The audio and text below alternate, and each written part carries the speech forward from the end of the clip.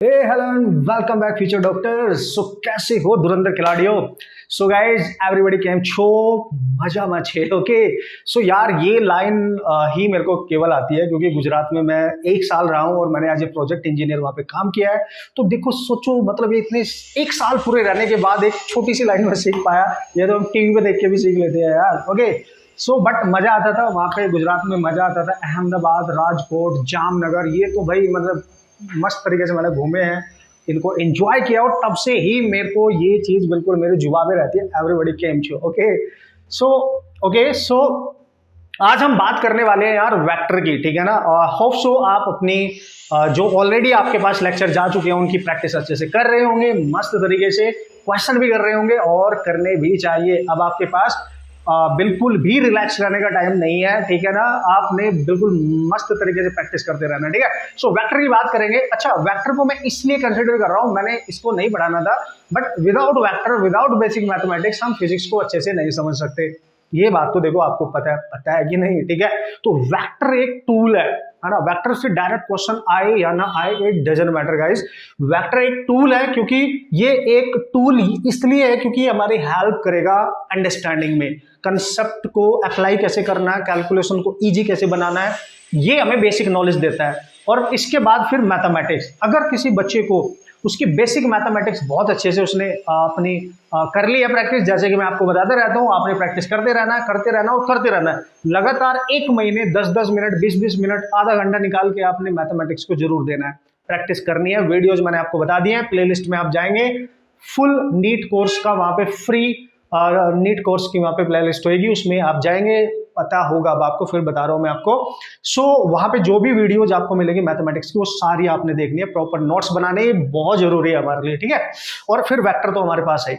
तो वेक्टर में मैं बहुत ज्यादा मैथमेटिकली डिटेल में नहीं जाने वाला। जो मैथ वाले बच्चे पढ़ते हैं हम उतनी चीज यहाँ पे डिस्कस करने वाले हैं कि हमारी हेल्प हो जाए और आपको चीजें समझ में आने लगे, ठीक है। आपको चीजें क्लियर होने लगे, आपके फंडे क्लियर होने लगे, आपकी कैलकुलेशन इजी होने लगे और आप कहीं पे नहीं फंसोगे, ठीक है। इसलिए वेक्टर बहुत जरूरी है, ठीक है। तो चलो स्टार्ट करते हैं। तो यार देखो, नाम ही वेक्टर है और हमारा बैच भी वेक्टर है, ठीक है। ये बहुत जरूरी है ना, हमारा बैच भी वेक्टर ही है। तो आप सोच रहे होंगे सर मतलब क्या चक्कर था कि आपने बैच का नाम वेक्टर रखा। वैसे तो मैंने आपको बताया था जो बैच का नाम है वेक्टर क्यों है, और वैसे इसीलिए हम वेक्टर पढ़ भी रहे हैं यहाँ पे, क्योंकि इसी से हमें एक फिजिक्स की, साइंस की एक बेटर अंडरस्टैंडिंग यहाँ से हमें मिल जाती है ना। दुनिया में जो चीजें हैं उनको आप कैसे डिफाइन करते हो, उनकी ऑब्जर्वेशन कैसे करते हो, ये चीजें यहाँ से आपको सीखने को मिल जाएंगी। कैसे सर? देखो भाई, वेक्टर का मतलब एक ऐसी फिजिकल क्वांटिटी, मतलब कोई फिजिकल क्वांटिटी हमारे पास है, ठीक है। तो वेक्टर हम उस फिजिकल क्वांटिटी को बोलेंगे जिसके पास डायरेक्शन होगी, ठीक है। ध्यान से समझिए, ध्यान से समझना, ठीक है। जिसके पास डायरेक्शन होगी, ठीक है। एक फिजिकल क्वांटिटी है मतलब उसके पास डायरेक्शन है, इसलिए उसको वेक्टर बोला गया है, इसलिए उसको वेक्टर बोला गया। आप बोलोगे सर मैग्नीट्यूड भी तो, वो तो ऑब्वियस है यार। देखो मैग्नीट्यूड तो चलेगा ही चलेगा, मतलब उसका हाउ मच क्वांटिटी उसके पास है वो तो होगी ना, बट डायरेक्शन इंपॉर्टेंट है यहाँ पे, ठीक है। अच्छा सर ठीक है। तो जैसे कि हमने ये बैच स्टार्ट करा है तो इसका नाम वेक्टर हमने दिया है भाई, ठीक है। वेक्टर इसलिए दिया है कि पढ़ाई तो हम करेंगे बट एक प्रॉपर गाइडेंस के साथ करेंगे, डायरेक्शन के साथ करेंगे। दैट्स व्हाई वेक्टर बैच है, दैट्स व्हाई हम वेक्टर पढ़ रहे हैं। फिजिक्स में कि जो क्वांटिटीज होती हैं उनके मैग्नीट्यूड के साथ साथ उनकी डायरेक्शन मैटर करती है। जैसे एक होता है अलजेब्रा, मैथमेटिकल, आप सबको पता है, बचपन से पढ़ते आ रहे हो, 2 + 3, तो आप तुरंत बता दोगे सर 5 होगा, है कि नहीं। ये है मैथमेटिकल अलजेब्रा, मतलब नंबर्स को हम डायरेक्ट ऐड कर रहे हैं क्योंकि ये नंबर है, नंबर मतलब मैग्नीट्यूड है, इनके पास डायरेक्शन नहीं है, so we can add them directly. But अगर किसी बच्चे ने लिख दिया 2i कैप + 3j कैप, तो उसको 5i कैप j कैप नहीं लिख सकते। यही तो पंगा है, यही तो सीखना है अपने, है ना। इसलिए तो हमें वेक्टर पढ़ाया जाता है जिससे हमें फिजिक्स की बेहतरीन अंडरस्टैंडिंग हो जाए, स्टार्टिंग से हो जाए। बेसिक पे ध्यान देना बस, मैं आपके बेसिक स्ट्रॉन्ग करना चाहता हूँ इस बैच के थ्रू। न्यूमेरिकल सॉल्व करना, क्वेश्चन सॉल्व करना, that totally depend upon practice. अगर आपके बेसिक कंसेप्ट क्लियर हो गए तो भयंकर प्रैक्टिस कर लेना, तुम्हें कोई नहीं रोक पाएगा फिर, ठीक है। ओके सर, तो यहाँ थोड़ा सा डिफरेंशिएशन क्रिएट मतलब क्लियर हुआ होगा आपको। इसको हम डायरेक्ट ऐड करके 5 कर सकते हैं बट इसको नहीं कर सकते, ठीक है। क्यों? क्योंकि ये मैग्नीट्यूड अलग डायरेक्शन में है और ये मैग्नीट्यूड अलग डायरेक्शन है। ये आई कैप जे कैप यूनिट वेक्टर थोड़ा सा तो आपको पता ही होगा, ये यूनिट वेक्टर्स हैं और ये डायरेक्शन बताते हैं, तो अलग अलग डायरेक्शन है ना, अलग अलग डायरेक्शन है, समझ गए। बट अगर ऐसा होता कि 2i cap plus 3i cap, तो इसको हम 5i कैप लिख सकते थे क्योंकि डायरेक्शन सेम है। तो सेम डायरेक्शन वालों को ऐड किया जा सकता है, डिफरेंट डायरेक्शन वालों को डायरेक्ट ऐड नहीं किया जा सकता। यही सीखना है बॉस, यही तो सीखना है वेक्टर में, ठीक है। अब फिर से आता हूं back to the pavilion, basic सिखाऊंगा, पहले बढ़िया तरीके से फील करो इस चीज को पहले कि क्या होने वाला है, फिर जो भी चीजें हैं उन सबको एक्सप्लेन करेंगे, ठीक है।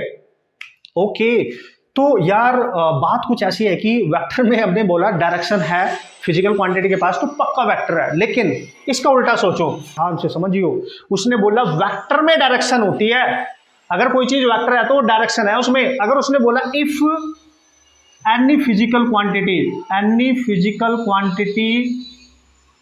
हैविंग डायरेक्शन, अगर किसी फिजिकल क्वांटिटी के पास डायरेक्शन है, it may be vector, it may not B vector, दोनों में डिफरेंस है बॉस। अगर उसने पहले ही बोल दिया फिजिकल क्वांटिटी वेक्टर है तो उसके पास डायरेक्शन तो होगी ही होगी, ये तो क्लियर है। बट अगर उसने बोला if any physical quantity having direction then may be vector, और ठीक है मे नॉट बी, ठीक है ना, मे नॉट बी। बट अगर वेक्टर पहले ही बोल दिया है तो भाई वो तो श्योर है कि डायरेक्शन तो ऑब्वियसली होगी उसमें, ठीक है। अच्छा सर मतलब कैसे, क्या बात कर रहे हो आप, दोनों में डिफरेंस समझ रहे हो आप। अगर किसी फिजिकल क्वांटिटी को हमने बोला वेक्टर है ये, तो उसके पास डायरेक्शन श्योर है। बट अगर हमने बोला फिजिकल क्वांटिटी के पास डायरेक्शन है, तो हम ये नहीं कह सकते कि वो वेक्टर होगी ही होगी, हो भी सकती है नहीं भी, क्योंकि दो तरीके की, तीन तरीके की, वैसे तो और भी हैं हमारे पास, लेकिन हमारे लिए जानना जो बहुत जरूरी है, ठीक है। स्केलर आपको पता है, वेक्टर आपको पता है, टेंसर क्वांटिटी भी होती है बॉस, टेंसर क्वांटिटी। देखो इधर देखो, अगर किसी फिजिकल क्वांटिटी के पास डायरेक्शन है, थोड़ा सा बस दिमाग में डालो ये चीज, तो वो मे बी वेक्टर होगी और मे नॉट बी की वो वेक्टर होगी। फॉर एग्जाम्पल अगर मैं बात करूं प्रेशर की बात करूं, डायरेक्शन है फिर भी वेक्टर नहीं बोलते हम, डायरेक्शन है भाई फिर भी वेक्टर नहीं बोलते। कैसे, क्यों नहीं बोलते आगे समझोगे जब वेक्टर को पढ़ लोगे, अभी लिख लो, ठीक है। अच्छा सर फिर और क्या है सर, सरफेस टेंशन, ठीक है, सरफेस टेंशन, और क्या ले सकते हैं सर, स्ट्रेस। ये कुछ ऐसी क्वांटिटीज हैं जिनके पास डायरेक्शन तो होगी लेकिन इनको वेक्टर नहीं बोला जाएगा। अगर आपसे कोई पूछे ये वेक्टर नहीं होंगे, क्वेश्चन भी आ जाता है कभी कभी, ये वेक्टर नहीं होंगे, इस बात का ख्याल रखना, ठीक है। अब हम वापस वेक्टर पे आएंगे। अब आपको थोड़ा सा क्लियर हुआ है कि सर अगर हमने किसी चीज को बोला वेक्टर तो पक्का डायरेक्शन है, बट अगर हमने बोला क्वांटिटी और डायरेक्शन है इसके पास तो जरूरी नहीं है कि वेक्टर है, हो भी सकती है नहीं भी हो सकती है। तो सर पता कैसे चलेगा, ध्यान से समझो। हर वो फिजिकल क्वांटिटी जिसको हमने वेक्टर बोला, या हर वो फिजिकल क्वांटिटी जिसके पास डायरेक्शन है, अगर किसी फिजिकल क्वांटिटी के पास, ठीक है, फिजिकल क्वांटिटी के पास डायरेक्शन तो है, फिजिकल क्वांटिटी है वो डायरेक्शन तो है, तो वेक्टर नहीं बोलेंगे, बट उसके साथ एक कंडीशन और ऐड करेंगे, it should follow vector addition law, parallelogram vector addition law, triangle addition law जो होता है वेक्टर को ऐड करने का, ठीक है ना, ट्राइंगल है ना, triangle vector addition law, parallelogram vector addition law का नाम आप यूज कर सकते हो यहाँ पे। ये फॉलो करना पड़ेगा उस क्वांटिटी को। ऐसी क्वांटिटी जिसके पास डायरेक्शन तो है लेकिन वो इस लॉ को फॉलो नहीं कर रही है, वेक्टर एडिशन लॉ को फॉलो नहीं कर रही है, तो उसको वेक्टर का नाम नहीं दिया जाएगा। और अगर किसी को हमने वेक्टर बोल दिया तो वो पक्का डायरेक्शन भी है और वो वेक्टर एडिशन लॉ को फॉलो भी कर रही है, तभी इसको वेक्टर बोला जा रहा है, समझ रहे हो, तभी इसको वेक्टर बोला जा रहा है, ठीक है। ये बिल्कुल क्लियरली याद रखना, आपको धीरे धीरे आएगा। अभी मैं डेफिनेशन बता रहा हूं, what is the meaning of vector. अब इसके बिहाइंड एक कहानी सुनाता हूं, ध्यान से सुनना मस्त तरीके से, ठीक है। वो कहानी क्या है सर, देखो भाई, सपोज करो मैं आपके घर आता हूं, ठीक है, सपोज करो मैं आपके घर आ रहा हूं, ठीक है, और आपने बोला यार सर मेरा घर यहाँ पे है, इस सिटी में है, और आपने ऐसे ऐसे आ जाना, इतनी दूर है, इतनी दूर पड़ेगा आपको, आप कहां से चलोगे, मैंने कहा मैं दिल्ली से चलूंगा, और आपने बोल दिया कि भाई इतनी दूर है, 400 किलोमीटर मेरा घर है, ठीक है, आपने ऐसे बोल दिया। तो जो आपने बोला ना 400 किलोमीटर मेरा घर दिल्ली से है, वो हो गया आपका मैग्नीट्यूड, नंबर बताया आपने, जस्ट न्यूमेरिकल वैल्यू बताई मेरे को कि इतनी दूर है, ठीक है, इतनी दूर है तो न्यूमेरिकल वैल्यू बताई। अब भाई मैंने आपके घर जाना भी तो है, मान लिया मैं आपकी सिटी तो पहुंच गया, ठीक है, मान लिया मैं आपकी सिटी तक तो पहुंच गया, लेकिन मुझे ये नहीं पता कि मैं किधर को जाऊं कि आपके घर पे पहुंच जाऊं। और अगर मैं आपके घर नहीं पहुंच पाया पूरे दिन में, मतलब मेरे को मैग्नीट्यूड तो पता था, मैं एक ऐसी क्वांटिटी को फॉलो कर रहा था जिसके पास न्यूमेरिकल वैल्यू तो थी लेकिन प्रॉपर डायरेक्शन नहीं थी, तो उसको वेक्टर नहीं माना जाएगा। और वेक्टर नहीं माना गया इसलिए मैं आपके घर नहीं पहुंचा क्योंकि मेरे पास कंप्लीट सेंस नहीं था फिजिकल क्वांटिटी का। अगर मुझे आपके घर का एड्रेस प्रॉपर पता होता है, एड्रेस का मतलब डायरेक्शन ही होती है, ठीक है, तो ये तो पता था कि इतनी दूर है 400 किलोमीटर, लेकिन ये नहीं पता था किधर किधर को कैसे कैसे घूम घूम के जाना है, ठीक है, ये पता ही नहीं था, तो मैं नहीं पहुंच पाऊंगा, मैं खो जाऊंगा कहीं पे, किसी और के घर में घुस जाऊंगा क्योंकि मेरे को डायरेक्शन ही नहीं बताई गई थी। तो to represent a physical quantity in vector form completely, या to represent a complete sense of a physical quantity, we define that quantity in vector form, जिससे मैग्नीट्यूड भी मिल जाए और डायरेक्शन भी मिल जाए, है ना। यार एक बात बताओ, जब आपका एग्जाम सेंटर आता है भाई, तुम कैसे पहुंच सकते हो अपने एग्जाम सेंटर पे अगर आपको डायरेक्शन ही नहीं पता होगी, आपको ये नहीं पता होगा कि मैंने उस सेंटर पे कैसे कैसे कैसे जाना है। ये तो पता है मेरे घर से 10 किलोमीटर दूर है, बट कैसे जाना है ये थोड़ा ही पता है। 10 kilometre is just a number, numerical value, that is the magnitude, और कैसे कैसे जाना है पूछ के जाओगे, एड्रेस लेके जाओगे, that is the direction. Simple, इतना याद रखो, ठीक है। तो this is all about vector, ठीक है। नेचर में, दुनिया में हमारे पास कुछ ऐसी फिजिकल क्वांटिटी है जिनको केवल एंड केवल नीड होती है न्यूमेरिकल वैल्यू की डिफाइन करने के लिए, ठीक है, ओनली न्यूमेरिकल, ठीक है, वैल्यूज जिसको आप बोलते हो मैग्नीट्यूड की रिक्वायरमेंट है केवल, ठीक है, उनको बोला गया है स्केलर, जिनको डिफाइन करने के लिए स्केलर क्वांटिटीज। अब ये मैं लिखाऊंगा नहीं, आप सबको पता होगा, ठीक है। स्केलर क्वांटिटीज जिनको केवल मैग्नीट्यूड से मतलब होता है, डायरेक्शन गई तेल लेने, ठीक है, जैसे खाना खाया, तो भाई खाना खाया डायरेक्शन थोड़ा ही मैटर कर रही है, क्वांटिटी से मतलब है मैंने खाना खाया कम ज्यादा, है ना। खाना वेट किया मैंने, अपने आप को वेट किया, मेरा वेट इतना है, डायरेक्शन थोड़ा ही मैटर कर रही है, वहां पे वेट कर रहा हूं, जस्ट क्वांटिटी से मतलब है, ठीक है। और अगर आपने फिजिकल क्वांटिटी लिखनी है, वर्क लिख लो, पावर लिख लो, एनर्जी, ये सब क्या है, ये सब है स्केलर, है ना, स्केलर, ये आप याद रखना। फिलहाल हम बात करेंगे वेक्टर।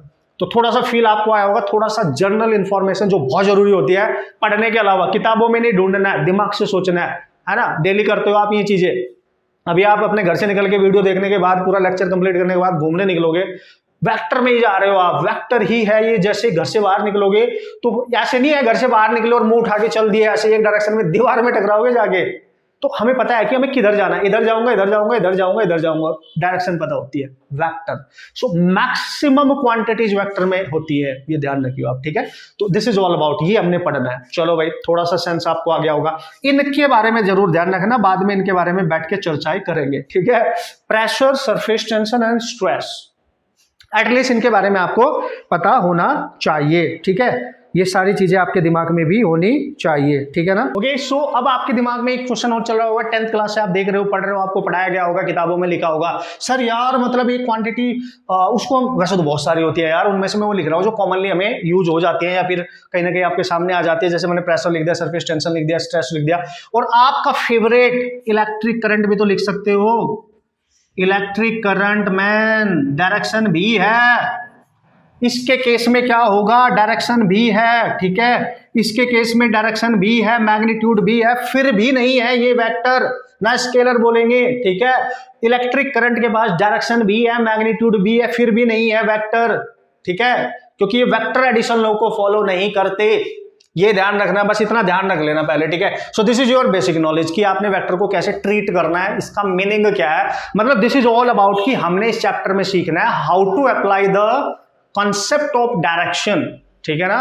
फिजिकल क्वांटिटीज को कॉन्सेप्ट ऑफ डायरेक्शन के साथ कैसे आपने रिप्रेजेंट करना है पूरे फिजिक्स में, ये हमने इसमें सीखना है, मस्त तरीके से सीखेंगे, मजा आ जाएगा, ठीक है। तो सबसे पहले वेक्टर को लिखते कैसे ये सिखाता हूं मैं आपको, ठीक है। ओके यार, अब मैं आपको बता देता हूं कि किसी भी वेक्टर क्वांटिटी को रिप्रेजेंट कैसे करते हैं, मतलब वेक्टर का जो रिप्रेजेंटेशन होता है उसको किस तरीके से लिखा जाता है, ये हमने सीख लेना जल्दी से, ठीक है। ओके, सो एक बेसिक आइडिया आपको लग गया है, अब हमने लिखना सीख लेना है, उसके बाद तो मजा आ जाएगा बॉस, ठीक है। चलो भाई, जैसे कि मैंने यहाँ लिखा है रिप्रेजेंटेशन ऑफ अ वेक्टर, तो ये आपने मान लेना है, सपोज करो हमारे पास कोई एक फिजिकल क्वांटिटी है ना, लेट्स सी, तो let's see you have a physical quantity A ले लो आप, ए कुछ भी, मतलब कोई भी हो सकती है, तो मैंने ए ले लिया, एक ही जगह कोई भी क्वांटिटी आप इमेजिन कर सकते हो, ठीक है। तो अगर आपने इसको वेक्टर फॉर्म में लिखना है तो व्हाट इज द मीनिंग, है ना, how to represent a vector, ठीक है। तो आपको पता है इसको ए क्वांटिटी को अगर वेक्टर फॉर्म में आपने लिखना है तो हमने इसके ऊपर एरो लगाना पड़ेगा, ये हमने सीख लिया है, ठीक है। अब ये जो एरो है ना, रिप्रेजेंटेशन ऑफ वेक्टर का मतलब ही होता है स्ट्रेट एरो, है ना, वी यूज स्ट्रेट एरो, ठीक है, हमने यहाँ पे एक स्ट्रेट एरो यूज करना होता है स्ट्रेट एरो यूज करना होता है। कैसे सर? देखो ये वाला इस तरीके से, सिंपल है, ठीक है। इस एरो की ये जो लेंथ है, ये जो लेंथ होगी एरो की, ये लेंथ आपको इसका मैग्नीट्यूड बताती है, मैग्नीट्यूड, ठीक है ना, ये बताएगी इसका मैग्नीट्यूड। और ऑब्वियसली अगर ये एरो यहां से चलना स्टार्ट किया, जहां से स्टार्ट करता है तो ये इधर को जा रहा है, तो स्टार्ट यहां से किया, this is the starting point, तो ये होगी इसकी टेल, और जहां पे ये एंड अप होगा ये होगा इसका हेड, इसको हेड कहेंगे, ठीक है। यहां से चला इधर को गया तो ये हेड होएगा, जहां पे एंड हो रहा है, और जहां से स्टार्ट हो रहा है दैट इज द टेल, ठीक है। इसको छोड़ के जा रहा है, इसके पास जा रहा है, ऐसे समझ लो ना। तो this is the representation of a vector quantity. तो लेंथ जो होगी उसकी वो आपकी मैग्नीट्यूड को रिप्रेजेंट करती है। सपोज करो मैंने किसी दो वेक्टर को यहाँ रिप्रेजेंट करना है, सपोज करो वेक्टर ए आपके पास है एंड वेक्टर बी आपके पास है, ठीक है, इस तरीके से समझो। तो वेक्टर ए को मैंने ऐसे बनाया और वेक्टर बी को मैंने ऐसे बनाया, तो दोनों में क्या फर्क है? सबसे पहले दोनों की एरो की डायरेक्शन देखो, सेम डायरेक्शन में है, लेकिन मैग्नीट्यूड अलग हो गया यहाँ पे, ठीक है। इस टाइप के जो वेक्टर्स होते हैं वो अनइक्वल वेक्टर कहलाते हैं, बट आपने जस्ट वेक्टर को समझना है। तो यहां से यहां तक लेके ये लेंथ ज्यादा है, ये देखो, और ये लेंथ है कम, डायरेक्शन सेम है, देखो एरो की जो हेड है, ये जो हेड है इसका वो सेम डायरेक्शन में है, सेम है, ठीक है, बट इनकी लेंथ अलग अलग है। इसकी लेंथ है L1, इसकी लेंथ है L2, तो L1 is greater than L2, तो इसका जो मैग्नीट्यूड है वो ज्यादा है, ठीक है। तो आप लिख सकते हो यहाँ पे कि ए का मैग्नीट्यूड बी से ज्यादा है, डायरेक्शन है सेम। तो वेक्टर को रिप्रेजेंट करने का तरीका, मतलब आपने किसी भी फिजिकल क्वांटिटी, जैसे फोर्स है, अगर फोर्स को लिखना है, वेक्टर होता है तो उसके ऊपर एरो लगाएंगे, वेलोसिटी है एरो लगाएंगे, ठीक है। तो जो भी वेक्टर क्वांटिटी आप ले लो, एक्सेलरेशन है, इसके ऊपर एरो लगाएंगे। तो अगर किसी फिजिकल क्वांटिटी के ऊपर एरो लगा हुआ है, समझ जाना वो उसका वेक्टर है, मतलब वो फिजिकल क्वांटिटी वेक्टर कहलाएगी, मतलब उसके पास डायरेक्शन है, ठीक है। तो ये आपका रिप्रेजेंटेशन करने का तरीका, this is how you can represent. बहुत सारी फिजिकल क्वांटिटी जो हमारे पास होती है, ऑब्वियसली आपको सबको पता है, ये बहुत सारे मिलेंगे आपको फिजिक्स में, उन सब की बातें आप करने वाले हैं, कौन सी वेक्टर होती है, कौन सी वेक्टर नहीं होती है, ठीक है। तो इस तरीके से आप इसको समझ सकते हो बढ़िया तरीके से। अब जो आगे की चीजें हैं, जो और भी बेसिक और बेहतरीन पॉइंट्स हैं जो आपको पता होने चाहिए, उनके डिस्कशन करेंगे, ठीक है। सो वेक्टर का मैग्नीट्यूड ऐसे निकालते हैं, यूनिट वेक्टर क्या होता है उसको स्टडी करने से पहले एक बहुत जरूरी चीज है, इसको देख लेते हैं, फिर यूनिट वेक्टर को देखेंगे, उसके बाद हमने मैग्नीट्यूड वगैरह सब कुछ चीजें कैलकुलेट करनी है, फिर सम कैसे करते हैं, मल्टीप्लाई कैसे करते हैं, यही तो मेन चीज है, वही तो हमने सीखनी है, ठीक है। तो सबसे पहले देख लो कंपोनेंट्स ऑफ वेक्टर, क्योंकि इसका सबसे ज्यादा यूज होगा फिजिक्स में, जब आप न्यूमेरिकल करोगे, हर चैप्टर में लगभग इसका यूज होने वाला है, ठीक है। चलो भाई कंपोनेंट्स ऑफ वेक्टर देखते हैं। कंपोनेंट्स ऑफ वेक्टर का मीनिंग क्या है? जब भी कभी एक वेक्टर XY प्लेन में रिप्रेजेंट किया जाए, मतलब 2D में रिप्रेजेंट किया गया या 3D में रिप्रेजेंट किया जाए, तो नॉर्मली हम 2D की मैं बात कर रहा हूं, ठीक है। कैसे सर? देखो सपोज करो 2 डायमेंशन की हम बात करें, मतलब XY एक्सिस आप बना लेंगे, ये आपकी X axis and this is your Y axis. अच्छी बात है बॉस, ठीक है।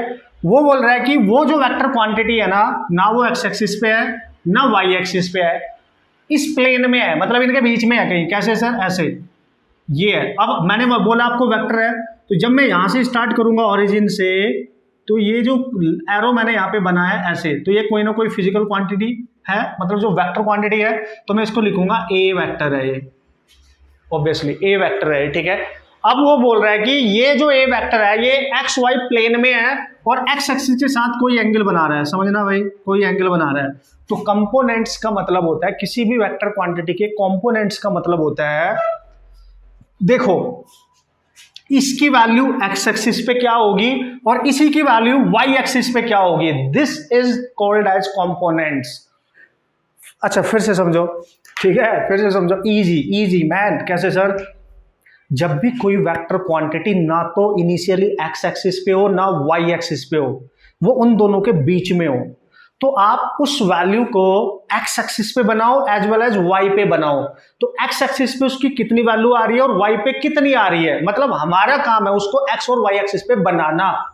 तो जो वैल्यू आएंगे उनको कंपोनेंट कहते हैं। अल्टीमेटली हमारा काम होता है कि हम उस वैल्यू को जो ना तो एक्स पे ना वाई पे, एक्स पे भी लेके आए एज वेल एज वाई पे भी लेके आए। कैसे? देखो ऐसे समझो, जैसे प्लेन है, आपने देखा होगा प्लेन है, जब वो टेक ऑफ करता है तो ऐसे जाता है ना ऊपर, तो ऐसे गया ऊपर, ठीक है। तो देखो जब वो ऊपर जा रहा है तो हाइट पे भी जा रहा है, यानी हाइट पे भी जा रहा है, और नीचे से ऊपर जा रहा है मतलब दूर भी तो जा रहा है।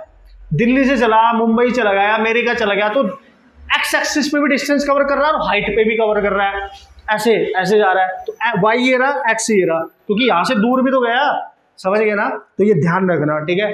तो ये वाली जो लाइन है इसकी कितनी वैल्यू, देखो जहां पे इसका एरो है, ये यहां से एक परपेंडिकुलर ड्रॉप करो एक्स एक्सिस पे, कर दिया सर देखो, और सिमिलरली वाई एक्सिस पे भी ड्रॉप कर दो।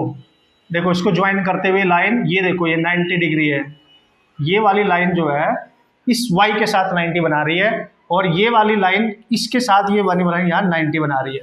अब आप बहुत आसानी से कर सकते हो, ट्रिग्नोमेट्री की थोड़ी नॉलेज हमें है। तो वो बोल रहा है a का कौन सा वैल्यू x एक्सिस पे होगा। तो देखो भाई एक ट्रायंगल बन गया, अगर इसको ध्यान से देखो, एक ट्रायंगल बन गया ये वाला, और हमें ये वैल्यू निकालनी है यहां से लेके यहां तक, ठीक है। अगर o ये है तो इसको मैं पॉइंट P मान लेता हूं, तो o से P तक की वैल्यू निकालनी है, ठीक है। और ये 90 के सामने हाइपोटेनियस होता है, ये एंगल है इसके सामने परपेंडिकुलर, तो ये बेस होगा, बेस। तो ये हो गया एक तरीके से बेस, और ये हो गया परपेंडिकुलर। इसको पॉइंट को कुछ और ही मानो, आप m मान लो यार, ठीक है।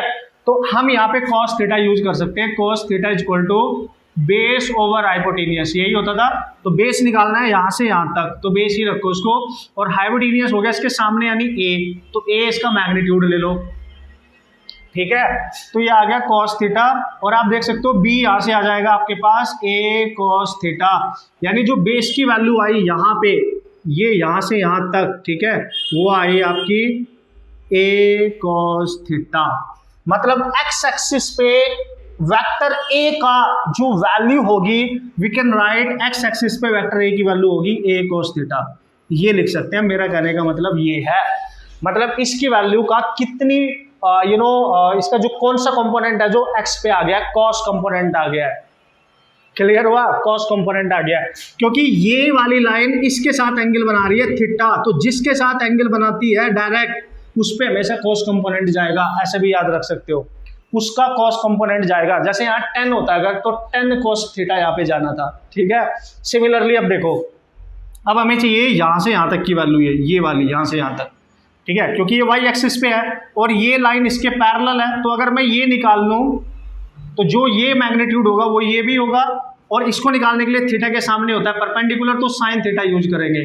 परपेंडिकुलर निकालना है और हाइपोटेनियस पता हो तो ये होगा परपेंडिकुलर ओवर दिस वन, और ये जो दे रखा है आपको p की वैल्यू क्या है देख लो, ये आप यूज करो यहाँ पे। तो मैं यहाँ पे लिख रहा हूँ sine of theta is equal to p, hypotenuse है a, और सॉरी ये तो निकालना है, और दिस इज a, तो p आ गया आपका a साइन थीटा, ठीक है। यानी ये वैल्यू आपको मिल गई यहाँ से यहाँ तक, ठीक है, a साइन ऑफ थीटा, मतलब ये भी होगी इस पे a साइन ऑफ थीटा। मतलब हम लिख सकते हैं इस पे a का कौन सा कंपोनेंट आया, y एक्सिस पे आ गया a sine of theta. Simple guys, these are called as the components of vector a, इन्हीं को बोलते हैं कंपोनेंट्स ऑफ वेक्टर a। बस ये देख लेना वो वेक्टर x के साथ एंगल बना रहा है या y के साथ बना रहा है, उसी के अकॉर्डिंग आप क्वेश्चन सॉल्व कर सकते हो। और डायरेक्ट मेथड क्या है इसका, जिसके साथ एंगल बना है उस पे कॉस आएगा, उससे दूसरी परपेंडिकुलर पे, मतलब इस एक्सिस पे जो इसके साथ परपेंडिकुलर है, साइन आएगा। देख लो हमेशा साइन, हमेशा हमेशा हमेशा, ऐसे भी याद रख सकते हो, ठीक है। तो भाई ये कंपोनेंट है, इजी है, आप आराम से देख सकते हो। इस तरीके की कैलकुलेशन आपको हमेशा करनी पड़ेगी। और अगर a की वैल्यू मैं निकालूं अब, तो मैं कैसे निकाल सकता हूं, देखो आप खुद ही सोचो यार, x एक्सिस और y एक्सिस के बीच में कितना एंगल है, ये है x एक्सिस और ये है y एक्सिस, और दोनों के बीच में जो एंगल आ रहा है वो 90 डिग्री है, और वेक्टर इनके बीच में है a, अगर मैं उसका मैग्नीट्यूड लूंगा, और इधर इसका कंपोनेंट आ रहा है ax, और इधर जो कंपोनेंट है इसका वो ay है। तो याद करो वो जमाना, वैसे तो हमने ये नहीं पढ़ा है, फिर भी आप कैलकुलेट कर सकते हो उसको, ठीक है। फिर भी आप इसको कैलकुलेट कर सकते हो कि यार इसके दो कंपोनेंट है, x एक्सिस पे y एक्सिस पे। पैरेललोग्राम लॉ के अकॉर्डिंग इसका रिजल्ट 10 निकाला जा सकता है, जो हम आगे सीखेंगे। मैं मान के चल रहा हूँ हमें कुछ भी नहीं आता अभी, ठीक है, ठीक है। अगर वैसे तो हमें ऑब्वियसली आपके थोड़े बेसिक तो क्लियर है कि आप इसको कैसे लिख सकते हो, आप इसको लिख सकते हो a equal to under root में ax square plus bx square, sorry ay square, ये लिख सकते हो। लेकिन ये कैसे लिख सकते हो ये आगे आपने सीखना है, ठीक है, क्योंकि इनके बीच का जो एंगल है वो 90 है, तो cos 90 वाला 2ab वाला टर्म याद करो under root A square plus B square plus 2ab cos theta वाला टर्म जीरो हो जाएगा क्योंकि cos 90 जीरो होता है, इसलिए ये लिखेंगे। फिलहाल हमने कंपोनेंट निकालना था, रिजल्टेंट नहीं निकालना था, तो एक्स एक्सिस का कंपोनेंट ये होगा, वाई एक्सिस का कंपोनेंट ये होगा।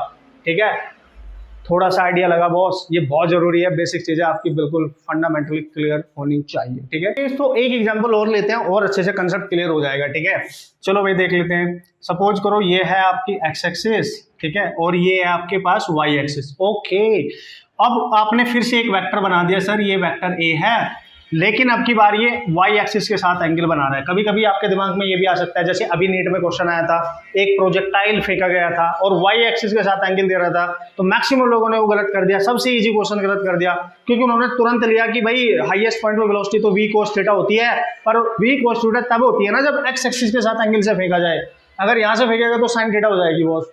ये गलती वहां पे करी लोगों ने। ठीक है, तो देखो ये जो वेक्टर है यहाँ पे ये इस तरीके से है। ठीक है, अब ये y के साथ एंगल बना रहा है, और मैंने अभी बताया आपको, जब भी कभी जिस भी एक्सिस के साथ एंगल बनाए परपेंडिकुलर ड्रॉप कर दो, कर दिया सर। चूंकि थीटा के सामने हमेशा परपेंडिकुलर होगा, 90 के सामने हाइपोटेन्यूस, जो साइड बची वो बेस होगी पक्का, ये पक्का बेस होगी। तो अब यहाँ पे जब आप इसका कंपोनेंट निकालोगे ना भाई लोग, ये वाला, तो ए वाई पे जो कंपोनेंट आएगा अब वो आएगा ए, चूंकि इसके साथ एंगल बन रहा है कॉस थीटा आएगा अब, क्योंकि y के साथ एंगल बन रहा है। अब साइन थीटा y पे नहीं आएगा जो पहले में आया था, समझ गए। अब इससे 90 डिग्री दूर x एक्सिस पे कौन सा कंपोनेंट आएगा इधर, अगर मैं इसको यहां से मिला दूं तो ये जो कंपोनेंट आएगा ना ax, अब ये हो जाएगा a sin थीटा। अब आप समझ गए होंगे, जिस एक्सिस के साथ एंगल बनेगा उस पे cos कंपोनेंट, उससे दूर परपेंडिकुलर एक्सिस पे हमेशा साइन कंपोनेंट होगा, याद होना चाहिए अब तुम्हें। ठीक है, तो इस तरीके से यू कैन रिजॉल्व दैम, है ना, यू कैन रिजॉल्व दैम, ये आपको रिजॉल्व करना आना चाहिए। फॉर एग्जाम्पल मैं आपको थोड़ी प्रैक्टिस करा देता हूं, मजा आ जाएगा। ठीक है, कैसे सर, देखो ये एक्स एक्सिस है, ये वाई एक्सिस है, और यहां पे एक फोर्स लग रहा है 20 न्यूटन का 30 डिग्री के एंगल पे। ठीक है, अच्छा सर ठीक है, बढ़िया है भाई। और यहां पे एक फोर्स लग रहा है दोस्तों इधर, ठीक है, एक फोर्स यहां लग रहा है 10√2, और इसके साथ बना रहा है 45 डिग्री का एंगल। तो हमने ध्यान से देखना है, 10√2 न्यूटन का फोर्स है और यहाँ पे 20 न्यूटन का फोर्स है। क्या इनमें से कोई भी फोर्स डायरेक्ट एक्स एक्सिस पे है? नहीं है। वाई एक्सिस पे है? नहीं है। We can resolve them along X axis and Y axis.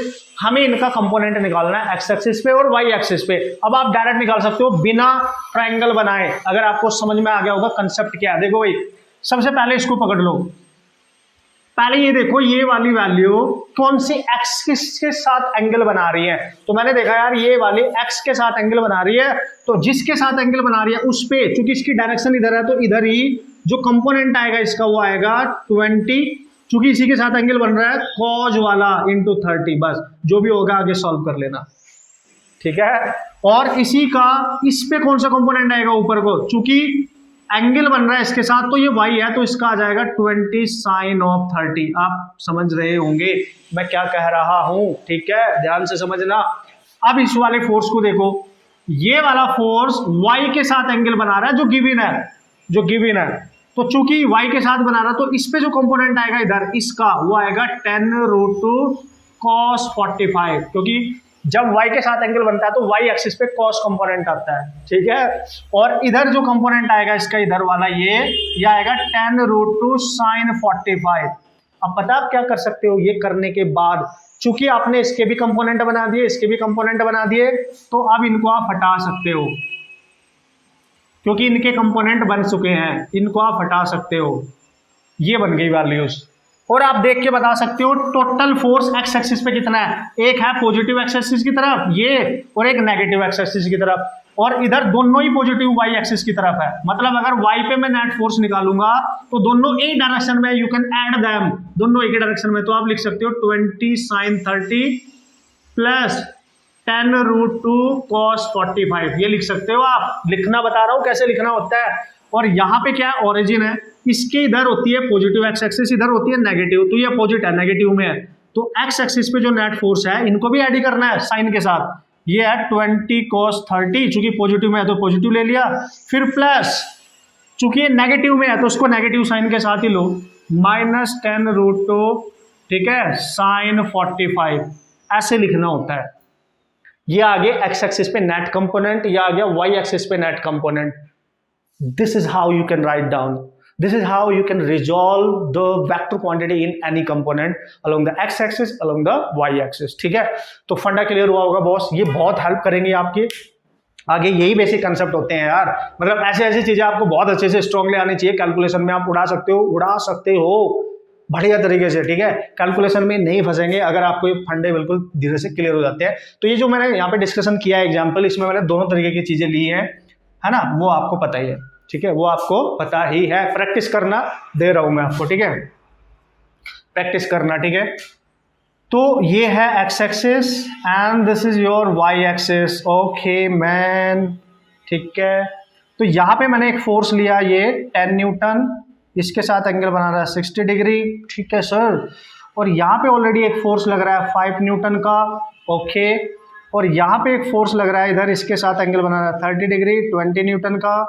ठीक है, ओके, और इधर वाई एक्सिस की जो नेगेटिव डायरेक्शन है ये वाली, इधर ऑलरेडी एक फोर्स एक्ट कर रहा है 10 न्यूटन।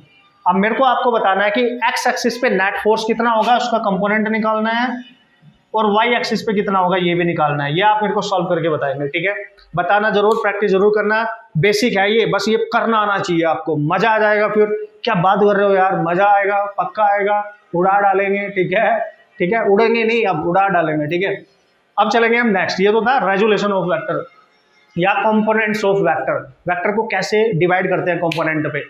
ठीक है, और कंपोनेंट का डिवाइड करने का मीनिंग क्या होता है, एक्स एक्सिस पे वैल्यू निकालना, वाई एक्सिस पे वैल्यू निकालना, बस ऐसे समझो।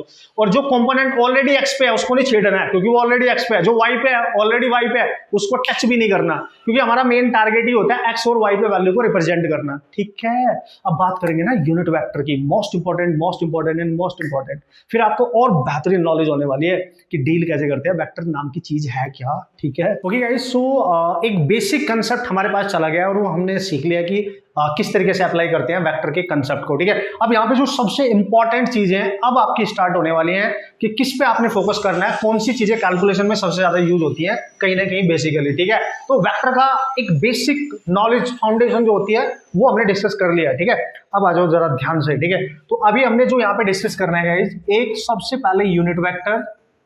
ठीक है, this is your unit vector. उसके बाद पोजीशन वेक्टर बहुत जरूरी है। ठीक है, पोजीशन वेक्टर क्या होता है, उसके बाद डिस्प्लेसमेंट वेक्टर। ठीक है, ठीक है, डिस्प्लेसमेंट वेक्टर। तो जब आप 1D पढ़ोगे ना, ठीक है, 1D पढ़ोगे, वन डायमेंशनल मोशन, कोई तकलीफ नहीं आएगी समझने में चीजों को, है ना, कंसेप्ट को समझने में, एक बार अगर इनको आपने अच्छे से समझ लिया। ठीक है, चलो भाई, सबसे पहले हम डिफाइन, क्योंकि सबसे पहला जो है हमारा पास जो सबसे जरूरी है वो है यूनिट वेक्टर, क्योंकि इसी के अकॉर्डिंग ये सारी चीजें डिफाइन की जाती है।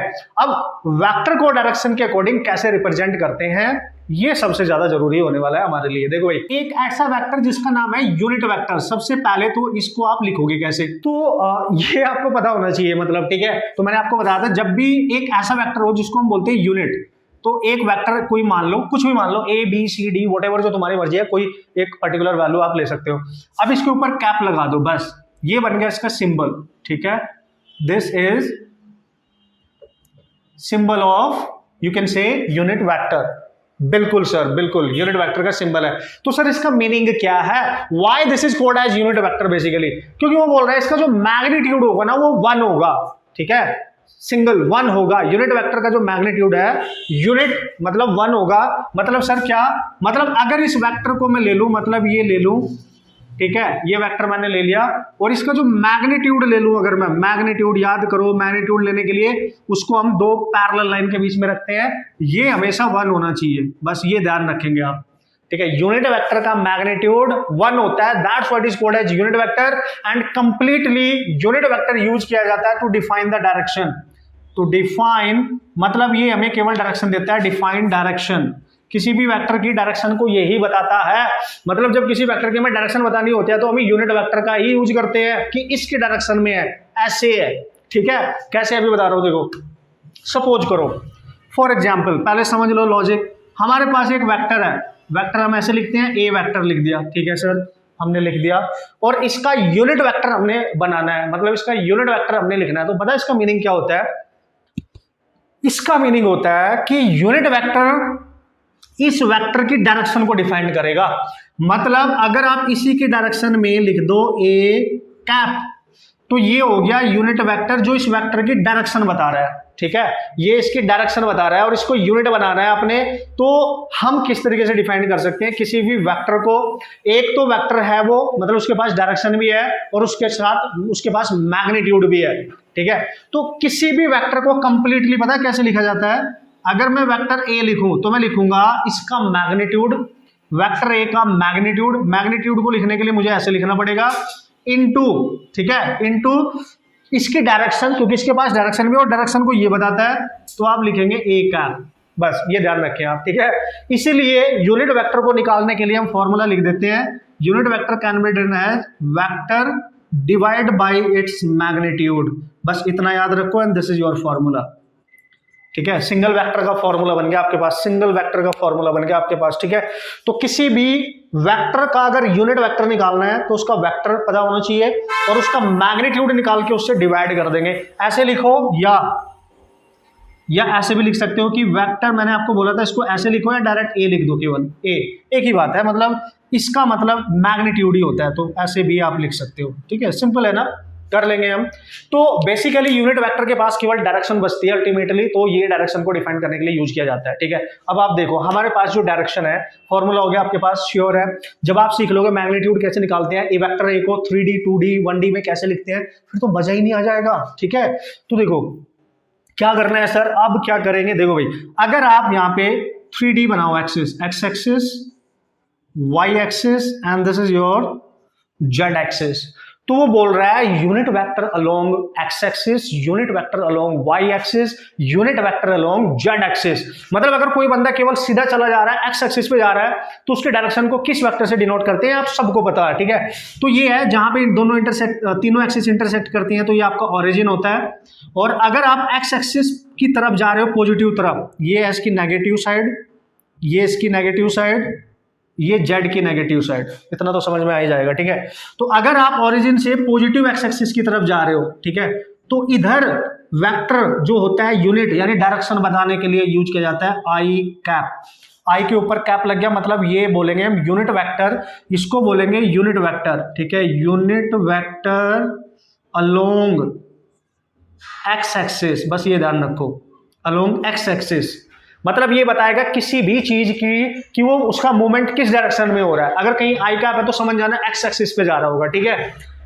एंड अगर आप इधर जा रहे हो, इधर नेगेटिव एक्स एक्सिस की तरफ, तो बस इसको माइनस आई कैप लिख देंगे, आपकी मोशन की डायरेक्शन बता देगा। और अगर वाई डायरेक्शन में आप जा रहे हो तो वाई डायरेक्शन में यूनिट वेक्टर जे से रिप्रेजेंट किया जाता है, आप सबको पता है। और उसके अपोजिट, उसके बिल्कुल अपोजिट है ना, आप माइनस जे का यूज करते हैं और के डायरेक्शन, जेड डायरेक्शन में के कैप यूज करते हैं और उसके अपोजिट आप माइनस के कैप यूज करते हैं। मतलब ये इनको बोला जाता है unit vector along Y axis, unit vector along Z axis. It may be along positive Z, it may be along negative Z. समझ गए? तो इस तरीके से आप याद रखेंगे, ठीक है। तो यार समझ जाना, यूनिट वेक्टर की हम बात कर रहे हैं अलोंग एक्स एक्सिस तो आई कैप लेंगे, अलोंग वाई एक्सिस तो जे कैप लेंगे, अलोंग जेड एक्सिस तो के कैप लेंगे। याद आ गई होंगी सारी चीजें जो बचपन में पढ़ी थी, ठीक है। तो ये बहुत जरूरी है कि यूनिट वेक्टर का मीनिंग क्या है। यूनिट वेक्टर का मतलब है, जैसे मैं यहां खड़ा हूं ना और मैं आपकी तरफ ऐसे चलने लगूं और मैं एक्स एक्सिस पे जा रहा हूं, 2 मीटर की डिस्टेंस कवर की तो 2 आई कैप लिखूंगा, ठीक है। देखो ऐसे देखो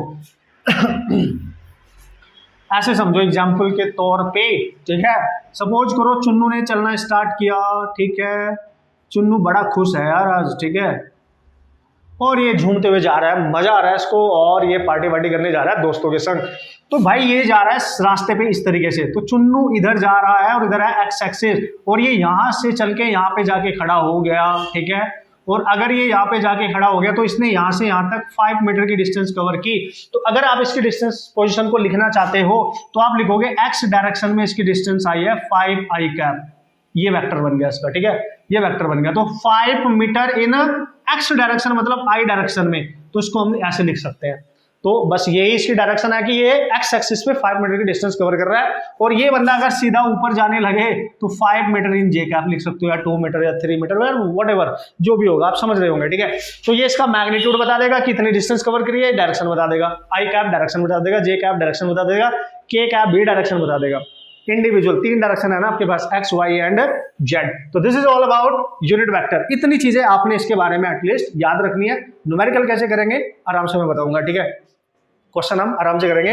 अब हमें पहले मैग्नीट्यूड निकालना सीखना है, ठीक है, उसके बाद हम इसका एक क्वेश्चन डिस्कस करेंगे और आपको तरीका पता चल जाएगा कि कैसे अप्लाई करते हैं, ठीक है। ओके गाइस, सो एक एग्जांपल के तौर पे और मैं आपको बताता हूं कि और फंडा आपको क्लियर हो जाएगा कि how to write down a vector quantity in 3D in 2D, है ना। देखो भाई, अगर वो केवल एक्स एक्सिस पे जा रहा है, कोई पार्टिकल है यहां से चलना स्टार्ट करता है सपोज करो, और वो केवल इधर को जा रहा है, और इधर जाने पे यहां से यहां तक उसने 2 मीटर की डिस्टेंस कवर की, फिर उसने सोचा यार वाई एक्सिस पे जाके देखता हूं, तो वो यहां तक पहुंच गया वाई एक्सिस पे, ठीक है, इधर जा गया, और यहां से यहां तक की डिस्टेंस कवर की उसने 4 मीटर, ठीक है।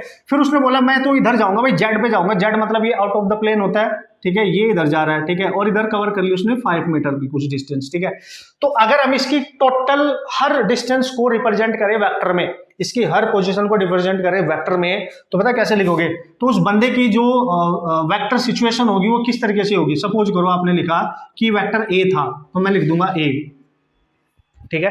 तो कुछ वैल्यू उसने एक्स एक्सिस पे कवर की 2 मीटर, तो मैं लिखूंगा 2x डायरेक्शन में, तो आई कैप, ठीक है, प्लस 4 मीटर गया वाई डायरेक्शन में, तो 4 जे कैप, प्लस 5 मीटर गया जेड डायरेक्शन में, तो 5 के कैप। आप बोलोगे यार सर अगर वो 4 मीटर वाई प्लस वाई में ना जाके इधर जाता, नीचे जाता, 4 मीटर नीचे जाता, यहां तक जाता, तो पता है मैं क्या लिखता, फिर यहां मैं -4 लिखता, क्योंकि वो नेगेटिव डायरेक्शन में जा रहा है। Then you have to take negative J cap, समझ गए होंगे आप, ठीक है, ऐसे याद रखना है। तो this is how you can represent a vector completely in 3D, ऐसे आप लिख सकते हो। लिखना आ गया तो मजा ही नहीं आ जाएगा, ठीक है। 2D में लिखना है, 2D का मतलब होगा एक्स और वाई पे जा रहा होगा, या एक्स और जेड पे जा रहा होगा, या जेड और वाई पे जा रहा होगा, एक्स पे नहीं जा रहा हो, 2D हो जाएगा। 2 हटा दो तो 1D बच जाएगा, ठीक है। अगर ये अकेला है तो 1D है, अगर ये दोनों है या इन तीनों में से कोई 2 है तो 2D होगा यार ऑब्वियसली, अगर तीनों है तो 3D है। अब वो बोलता है इसका मैग्नीट्यूड कैसे निकालें, हाउ टू फाइंड मैग्नीट्यूड। अब आए ना मुद्दे की बात पे, ठीक है, मैग्नीट्यूड ऑफ एनी वेक्टर, ठीक है। जब भी कभी आपसे मैग्नीट्यूड की बात करेगा दोस्तों कि किसी वेक्टर क्वांटिटी का मैग्नीट्यूड कैसे कैलकुलेट करना है, तो आपने क्या करना है, देखो इसका मैग्नीट्यूड निकालना, तो जैसे मैग्नीट्यूड निकालना तो इसको लिख दो इस मॉड्यूलस के अंदर, ठीक है, 2 लाइन के अंदर। इसी को आप ए भी लिख सकते हो सिंपली, या ऐसे लिखो या ऐसे लिखो, बात एक ही है। इसके लिए फॉर्मूला आपने बचपन में पढ़ा था, आप यूज कर सकते हो, क्या sir, coefficient of I cap, I vector है उसका कोफिशिएंट लेना, उसका स्क्वायर करना है, plus coefficient of J cap, इसका स्क्वायर करना है, ठीक है, और यहीं पे प्लस कोफिशिएंट ऑफ के कैप जो होगा, ये बन गया आपका फॉर्मूला, ठीक है। तो जब भी मैग्नीट्यूड निकालना है हमेशा इसका फॉर्मूले का यूज करना है, मतलब आई के साथ जो भी होगा उसका कोफिशिएंट कहते हैं, उसको उठाना, उसका स्क्वायर करना है, प्लस करते जाना है ऐसे ही, ठीक है। फॉर एग्जांपल यही देख लो, ये वेक्टर है, इसका मैग्नीट्यूड निकालना है, तो इसी में पुट करो, देखो अंडर रूट आई को छोड़ के जो भी है इसके साथ साइन के साथ कोफिशिएंट बोलेंगे, कोफिशिएंट ले लो, स्क्वायर हो गया। यहाँ पे जे को छोड़ के 4 है तो 4 का स्क्वायर हो गया, यहाँ पे के को छोड़ के 5 है तो 5 का स्क्वायर होगा, जो भी आएगा वही आंसर होगा।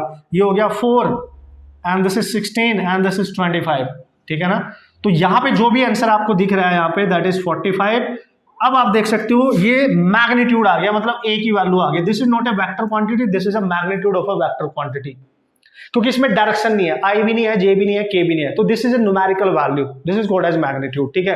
तो this is how you can solve and this is how you can calculate the magnitude of any vector quantity. Come on, ठीक है। एक और एग्जांपल ले लेते हैं। सपोज करो एक वेक्टर क्वांटिटी आपको दे रखी है -2y कैप प्लस जे कैप 0k कैप, तो आपसे पूछा गया इसका मैग्नीट्यूड निकालो, तो क्या बात कर रहे हो, उड़ा दो, या तो ऐसे लिखो या सिंपली ए लिखो और फॉर्मूला यूज कर लो। कैसे करेंगे सर, आई का कोफिशिएंट जो भी है ले लो, पूरा पूरा साइन के साथ, -2 लो और स्क्वायर करो, ब्रैकेट में लेना है तब स्क्वायर करना है, प्लस जे के साथ कुछ भी नहीं है तो 1 तो होगा ना, 1 ले लो, के का तो 0 ही है, ठीक है। तो ये आ गया 4 + 1 + 0, तो ये बन गया √5। दिस इज योर आंसर, ठीक है। और अगर आपसे पूछे इसी वेक्टर का यूनिट वेक्टर निकालो, फाइंड इट्स यूनिट वेक्टर, ओ त्रिकी, तो क्या बात कर रहे हो, एक सिंगल वेक्टर का यूनिट वेक्टर नहीं निकाल सकते हम, क्या बात कर रहे हो। तो यूनिट वेक्टर अगर मैं निकालूं तो एक कैप लिखूंगा, फिर मैंने फॉर्मूला पढ़ा अभी, vector divide by its magnitude, यही पढ़ा था ना हमने। तो हम क्या करेंगे, इसका यूनिट वेक्टर, तो जो वेक्टर दे रखा है वो एज इट इज ले लो, -2y कैप प्लस जे कैप प्लस 0k कैप ले लिया सर, डिवाइड में इसका जो मैग्नीट्यूड है उससे डिवाइड कर दो, √5, दिस इज योर आंसर, ठीक है। ये यूनिट वेक्टर आ गया आपका। This is how you can find the unit vector. मतलब ये बेसिक चीजें हैं जो आपको बिल्कुल क्लियर होनी चाहिए, पता होनी चाहिए, कहने का मेरा मतलब है क्लियर पता होनी चाहिए। अब बात करेंगे पोजीशन वेक्टर को, सीख लेंगे बढ़िया तरीके से, छोटा सा प्यारा सा कॉन्सेप्ट है, और डिस्प्लेसमेंट वेक्टर। तो आज के इस वीडियो में हमने यही बेसिक कॉन्सेप्ट डिस्कस करने थे। नेक्स्ट वीडियो में इसके सारे इंपॉर्टेंट चीजें जो हमारे लिए जरूरी है वो तभी हम सीख सकते हैं ना जब ये आता होगा यार हमें, है ना, ये जरूरी है ना, ठीक है, ठीक है बॉस। तो वहां पे हम पढ़ेंगे वेक्टर को ऐड कैसे करते हैं, मल्टीप्लाई कैसे करते हैं, बस ये एक बार आ गया तो कंप्लीट सेंस हमारा क्लियर हो जाएगा साइंस के रिगार्डिंग, फिजिक्स के रिगार्डिंग, ठीक है। चलो देखते हैं, अब हम बात करने वाले हैं पोजीशन वेक्टर की, ठीक है ना, ओके। चलो भाई देखते हैं पोजीशन वेक्टर। पोजीशन वेक्टर है सर, देखो ये पोजीशन का मतलब ऑब्वियसली आप समझ सकते हैं, जैसे आप बैठ के अभी लेक्चर देख रहे हैं तो वो आपकी पोजीशन है, आपकी मॉम के रिस्पेक्ट में, आपके डैड के रिस्पेक्ट में, आपके सिस के रिस्पेक्ट में, आपके फ्रेंड्स के रिस्पेक्ट में। एक रेफरेंस पॉइंट हमेशा होता है, ध्यान रखना। पोजीशन मतलब आपकी स्थिति, है ना, सिचुएशन, आप कहां पे हो इस समय, ठीक है। तो ये डिपेंड करता है आप किसके रिस्पेक्ट में बात कर रहे हो। जैसे मैं यहां से देख रहा हूं और मैं इमेजिन कर रहा हूं अपने घर पे बैठे हो, तो मेरे से बहुत दूर बैठे हो, ठीक है, मैं यहाँ पे बैठा हूँ शिमला में, ठीक है ना, मेरे से बहुत दूर बैठे हो, तो आपकी पोजीशन मेरे से बहुत दूर है। तो आपकी पोजीशन अगर मैं इमेजिन कर रहा हूं तो मेरा रेफरेंस बन गया, मैं एक ओरिजिन की तरह काम कर रहा हूं, क्योंकि मैं यहां से मेजरमेंट कर रहा हूं। आपका दोस्त आपके दूसरे मोहल्ले में बैठा होगा, गली में बैठा होगा, तो वो आपको इमेजिन कर रहा होगा, तो आपकी पोजीशन उसके रिस्पेक्ट में कम हो गई। तो पोजीशन का मतलब रेफरेंस के टर्म्स में होता है। कैसे सर, देखो सपोज करो, पोजीशन वेक्टर का मतलब क्या होता है, सपोज करो एक वेक्टर क्वांटिटी है हमारे पास, ठीक है ना, एक वेक्टर क्वांटिटी है हमारे पास, और उसको हम किस तरीके से डिफाइन कर सकते हैं। सपोज करो एक पॉइंट है, वेक्टर क्वांटिटी एक पॉइंट है, तो उसने बोला कि ये है एक्स डायरेक्शन और सर ये है वाई डायरेक्शन, बिल्कुल सही है। एक्स वाई जहां पे कट करेंगे, इंटरसेक्ट करेंगे, ऑब्वियसली ऑरिजिन है, और ऑरिजिन का मतलब इसके जो कोऑर्डिनेट है, एक्स कोऑर्डिनेट वाई कोऑर्डिनेट, वो 0 हो जाएंगे ऑब्वियसली। मतलब इसके जो कोऑर्डिनेट्स हैं आपके, ये आपके 0,0, इसका मतलब होता है यहाँ एक्स भी 0 है और y भी 0 है, इतना तो पता ही है हमें, ठीक है। अच्छा सर ठीक है, अब x और y प्लेन में कहीं पे कोई पॉइंट है, सपोज करो पॉइंट है P, कहीं पे है ये, तो यार ये x एक्सिस पे कहीं दूर है, y एक्सिस पे भी कहीं दूर है। कैसे सर, देखो अगर इस पॉइंट को मैं x एक्सिस के साथ कनेक्ट करूंगा तो ओरिजिन से देखना है इतनी दूर है ये यहाँ पर, तो ये x एक्सिस डिस्टेंस अवे है। अगर मैं इसको y एक्सिस पे कनेक्ट करूंगा ना चांदी मेरे, तो ये y एक्सिस पे इतनी दूर है, ठीक है। तो इनको बोलते हैं इसकी position on X axis, position on Y axis, मतलब ये एक्स एक्सिस पे कितनी दूर है और वाई एक्सिस पे कितने ऊपर है। तो हम इस पॉइंट के कोऑर्डिनेट लिख देंगे यहाँ पे, इस पॉइंट के एक्स कोमा वाई। अगर 3D में लिखेंगे एक्स भी होगा, वाई भी होगा और जेड भी होगा। तो जो पहले लिखा होता है ये हमेशा एक्स एक्सिस का वैल्यू कोऑर्डिनेट होता है, ये वाई एक्सिस का, उसके बाद जेड आएगा। जेड इसमें है नहीं तो आप लिख सकते हो 0, ठीक है। तो इसका मतलब होता है इस पॉइंट के कोऑर्डिनेट है, ये कोऑर्डिनेट का मतलब एक्स एक्सिस पे वो पॉइंट कितनी दूर है और वाई पे कितनी दूर है, सिंपल ऐसे समझो, मजा आ जाएगा। लेकिन उसने बोला पोजीशन वेक्टर, उसने वेक्टर का नाम यूज कर लिया, तो पता क्या बोल रहा है कि ओवरऑल वो ओरिजिन से कितनी दूर है, तो ओरिजिन से उसको मिला दो, ये जो आया इसको बोलेंगे इसका पोजीशन वेक्टर। आर से डिनोट कर देंगे पोजीशन को, और वेक्टर तो बना ही दिया मैंने। तो आपको आर वेक्टर पूछ रहा है वो, this is called as position vector, मतलब ये जो पोजीशन वेक्टर है ये विद रिस्पेक्ट टू ओरिजिन होगा, ध्यान देना, with respect to origin. And कैसे लिखेंगे सर, कैसे, दिख नहीं रहा है आपको, देख सकते हो आप, ये पोजीशन वेक्टर एक्स से मिलके बना होगा और वाई से मिलके बना होगा, अभी मैंने बताया था आपको तरीका। तो आप पता है कैसे लिखोगे, आप लिखोगे R can be written as, R की वैल्यू एक्स एक्सिस पे है, एक्स किस डायरेक्शन में, एक्स एक्सिस पे एक वेक्टर होता है आई कैप, आई डायरेक्शन में आ रहा है, धीरे धीरे आ रहा है ना, कैसे लिखते हैं। और इसकी वैल्यू वाई एक्सिस पे है, वाई यहां से ऊपर देखने पे वाई डिस्टेंस ऊपर है, ठीक है, तो प्लस लिखेंगे y, और किस डायरेक्शन में है, ऊपर को पॉजिटिव डायरेक्शन में, और वो है j कैप। तो this is how you can write the position vector, इस is called as position vector, इसी को बोलते हैं पोजीशन वेक्टर, ठीक है, उस पर्टिकुलर पॉइंट का, है ना, जो किसी प्लेन में लिखा गया है, इसका पोजीशन वेक्टर हो गया ये। एक्स वाई इसके कोऑर्डिनेट है कि एक्स की डिस्टेंस और वाई की डिस्टेंस, एक्स के डिस्टेंस को आई कैप से वेक्टर में लिखेंगे, वाई के डिस्टेंस को ऑब्वियसली जे से लिखेंगे, और जेड के डिस्टेंस को ऑब्वियसली के से लिखेंगे, ठीक है ना। तो भाई ये ऐसे लिख सकते हो। अच्छा सर इसका मैग्नीट्यूड निकाल सकते हैं? क्यों नहीं निकाल सकते यार, वेक्टर है। अगर इसका मैग्नीट्यूड निकालोगे तो देख लो, वेक्टर का मैग्नीट्यूड निकालने का फॉर्मूला भी सीखा था हमने, आई का कोफिशिएंट ले लो उसका स्क्वायर करो, प्लस जे का कोफिशिएंट ले लो उसका स्क्वायर करो, ये आ गया मैग्नीट्यूड। कुछ भी करो, बस ये लिखना आना चाहिए आपको, ठीक है। एक एग्जांपल देता हूं, एग्जांपल समझना जरूरी है बॉस। देखो यहीं पे देख लो, सपोज करो आपको रैंडमली एक पॉइंट दिया गया, ये बहुत काम आएंगे आगे चल के, ठीक है। एक पॉइंट है 2,3, उसने बोला इसका पोजीशन वेक्टर बताओ, तो इसका मतलब समझ रहे हो, उस पॉइंट का कोऑर्डिनेट है, मतलब ये x पे वैल्यू होगी पक्का और ये y पे होगी, तो ये निकालना है। तो आप लिखोगे डायरेक्ट r इक्वल टू 2 होगा x एक्सिस पे तो 2y कैप, 3 होगा y एक्सिस पे तो 3j कैप, बस ये हो गया इसका पोजीशन वेक्टर, ठीक है। एक और लेते हैं, ये x एक्सिस ये y एक्सिस, यहाँ पे लिखा है एक पॉइंट और, क्या लिखा है सर, 3,-5, तो इसका पोजीशन वेक्टर निकालना है। इस पॉइंट का पोजीशन वेक्टर क्या होगा सर? देखो भाई, इसका मतलब होता है हम लिखेंगे 3 होगा x एक्सिस पे और पॉजिटिव है, लेकिन ये माइनस है, ये नेगेटिव है, तो -5j कैप लिखेंगे, -5j कैप लिखेंगे, बस पोजीशन वेक्टर आ जाएगा आपका निकल के, ठीक है ना। इस तरीके से आप बना सकते हो, ओके। तो इस तरीके से आप इसको लिख सकते हो। एक एग्जांपल और लेते हैं और मजा आएगा आपको, ठीक है। कैसे सर? एक एग्जांपल और ले लेते हैं। देखो ये है x एक्सिस, ये है y एक्सिस, ठीक है। अब आपको क्लियर है, उसने बोला एक पॉइंट है, इसको रिप्रेजेंट करो, इसका पोजीशन वेक्टर रिप्रेजेंट करो 2,-3। अब ध्यान से देना, 2 तो है पॉजिटिव, यानी ये x की वैल्यू होती है पहली वाली, और दूसरी वैल्यू होती है y की, उसके बाद जो होगी वो z की। लेकिन जो x की वैल्यू है तो पॉजिटिव है, लेकिन y की वैल्यू ना नेगेटिव है, और y नेगेटिव तो नीचे होता है महाराज, तो मतलब पक्का ये नीचे होगा, पक्का ये पॉइंट, और x पॉजिटिव इधर है तो x की वैल्यू तो इधर होगी 2, और y की वैल्यू कहीं इधर होगी 3, तो उसका कोऑर्डिनेट पॉइंट कहीं यहाँ होगा, समझ गए, क्योंकि नेगेटिव में यहाँ देखो, तो मैं इसको मिलाऊंगा तो 2,-3, तो इसका जो r वेक्टर आप लिखोगे 2i कैप -3j कैप, वो तो ऑब्वियसली ऐसे लिखा जाएगा ना, है ना।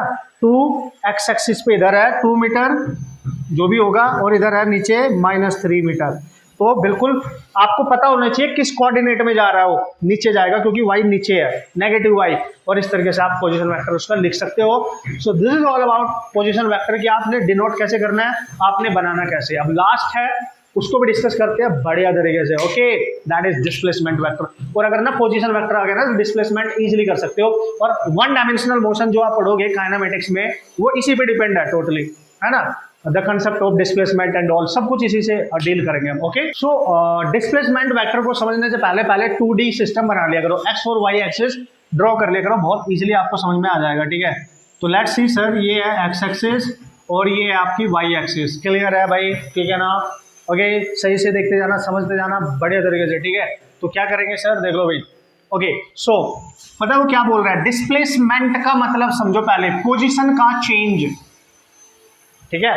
डिस्प्लेसमेंट मतलब चेंज हो रहा है, मतलब जैसे मैं यहाँ पे हूँ, अभी चल के मैं थोड़ा सा आगे चले जाऊँ तो मेरी पोजीशन में चेंज हो गया है। आप अभी बैठ के वीडियो देख रहे हो, पानी पीने के लिए थोड़ी दूर चले जाओ, ठीक है, तो आपकी पोजीशन चेंज हो गई, अभी आप बैठे थे, अभी आप दूर चले गए, तो जो चेंज हो रहा है डिस्प्लेसमेंट, आई मीन पोजीशन में, उसको डिस्प्लेसमेंट कहते हैं। तो बस इतना ध्यान रखना है, डिस्प्लेसमेंट वेक्टर का मतलब है, अगर आप इसको ऐसे लिखोगे कि ये चेंज को रिप्रेजेंट करता है, दो पोजीशन की चेंज, डिफरेंस को रिप्रेजेंट करता है, तो मैं इसको लिखूंगा डेल्टा एक्स। अगर मुझे लिखना पड़े तो मैं लिखूंगा फाइनल पोजीशन जो आपकी हुई डिस्प्लेसमेंट होने के बाद, और जो इनिशियल पोजीशन थी, ऐसे लिख दूंगा, सिंपल है, ठीक है, ऐसे लिख दूंगा। या सिंपली आप ऐसे लिख सकते हो डिस्प्लेसमेंट को, जैसे उसकी डिस्प्लेसमेंट हमने लिखना था, तो final position minus initial position, change लिखना है, मतलब कैसे सर, अब ये देख लो ध्यान से। सपोज करो ये ओरिजिन है और एक पॉइंट यहाँ पे है, ऐसे समझो ये पॉइंट ए है। कभी कभी यार आपने देखा होगा, जब आप पढ़ाई कर रहे होंगे तो आपके घर की दीवार, वॉल के ऊपर कोई चीज है, कोई इंसेक्ट है, और वो इंसेक्ट ना आपको चलते हुए दिखाई दे रहा है, फिर आप पढ़ने में बिजी हो गए, ठीक है, आपको अभी वो यहाँ पे दिखाई दिया, थोड़ी देर बाद आपने देखो चल चल के वहां पे चला गया, तो अभी आपकी नजर इधर थी, अब उधर है, तो ये चेंज हो रहा है, ये देखो यहाँ से वहां तक का चेंज हो रहा है, तो उसकी पोजीशन पहले यहाँ थी, थोड़ी देर बाद वो वहां पे था, तो वो जो चल के गया पोजीशन में चेंज हुआ उसकी, आपकी आंखें भी उधर चली गई ऐसे, इसी को डिस्प्लेसमेंट कहते हैं। अब समझो क्या कैसे, ये है ए पॉइंट, ठीक है सर, यहाँ पे था वो बंदा और चल के वो यहाँ पे चला गया है बी पॉइंट पर, तो इधर को गया तो डायरेक्शन इधर हो जाएगी इसकी, देखना, ठीक है, तो इसको मैं लिखूंगा आर वेक्टर, जो उसकी पोजीशन ए से चलेगा बी, ठीक है। अब वो बोल रहा है जब वो ए पे था तो ओरिजिन की रिस्पेक्ट में कितनी दूर था, तो ओरिजिन की रिस्पेक्ट में उसकी पोजीशन थी R1 जब ए से चला, और जहां पे गया वहां पे उसकी पोजीशन हो गई R2, अगर ओरिजिन से देखें, ठीक है, R1 R2 पोजीशन के लिए यूज हो रहे हैं, तो जब वो ए पे था तो पोजीशन थी R1, अब ए से चल के यहाँ पे गया तो यहीं से देख रहा हूँ ना मैं, मेरी आंखें यहाँ पे हैं एक तरीके से, ठीक है, ऐसे समझो, पहले मैं ऐसे देख रहा था फिर मैं ऐसे देख रहा हूँ, ऑब्वियसली पहले ऐसे देख रहा था फिर ऐसे देख रहा हूँ, तो मैं यहां से यहां चेंज कर रहा हूं, तो अब आप ध्यान से देखो यार, ये आपका डिस्प्लेसमेंट हुआ है, ए से बंदा चल के बी पे चला गया, तो जब ए पे था तो उसकी पोजीशन थी R1, अब है R2, सिंपल सा लॉजिक है यार, कम ऑन। तो पता है क्या लिखोगे, अगर मुझे ए से बी तक जाने में कितना चेंज हुआ आर वेक्टर लिखना पड़े, तो मैं लिखूंगा final vector minus initial position, बस यही होता है, इसी को बोलेंगे डिस्प्लेसमेंट वेक्टर, डिस्प्लेसमेंट वेक्टर इसी को बोलेंगे, सिंपल इतना तो समझ ही सकते हो। इसको मैं प्रूफ कर सकता हूँ ट्रायंगल लॉ ऑफ एडिशन से, चूंकि हमने अभी नहीं पढ़ा है इसलिए मैं आपको अभी नहीं बताऊंगा, मैं डायरेक्ट बता रहा हूँ कि भाई ये फाइनल पोजीशन, ये इनिशियल, तो फाइनल से इनिशियल को आपने सब्ट्रैक्ट किया है, सिंपल सा है, ठीक है। तो इनका जो चेंज आएगा दो पोजीशन का, उसी को बोलते हैं डिस्प्लेसमेंट वेक्टर, इतना समझो, बात खत्म, ठीक है, ऐसे समझो, ठीक है। तो this is your displacement vector, आप इस तरीके से आप इसको डिफाइन कर सकते हो दोस्तों, और मस्त तरीके से इसको आप लिख सकते हो, ठीक है, मस्त तरीके से इसको आप लिख सकते हो, समझ सकते हो। तो ये सारे बेसिक कंसेप्ट हमने यहाँ पे आज कवर कर लिए हैं, है ना, और अब जो आने वाला है ये है बेसिक कंसेप्ट, ठीक है, ये थे बेसिक कंसेप्ट वेक्टर के सारे, ठीक है।